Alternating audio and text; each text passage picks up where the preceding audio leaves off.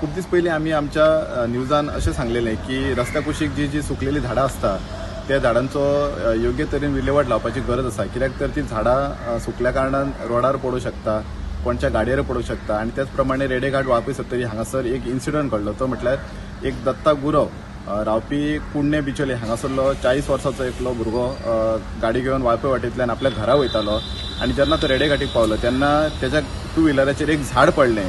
तें झाड जवळ जवळ बरेच तेका वेट आसली आणि ते झाड लकीली तेजेर पडोंक ना तर स्कुटरीच्या फुडल्या टायराचेर पडलें आणि टायर पडल्या उपरांत जो दत्ता गुरव आसा तो उसळून रस्त्यार पडलो आणि तेका मायनर इंजुरी जाली आणि इमिडिएटली तेका फॉरेस्ट डिपार्टमेंटाच्या एका स्टाफान तेका हॉस्पिटलांत शिफ्ट केलो आणि थंयसर तेचे उपचार जाले।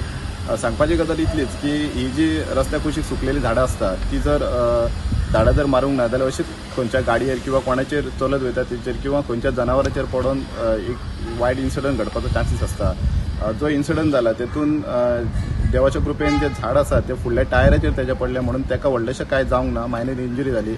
जर तेजेर जर झाड पडले जाल्यार आयज एक आमकां व्हडलो इन्सिडंट आमकां एक सॅड इन्सिडंट थंयसर घडों शकता आसलो।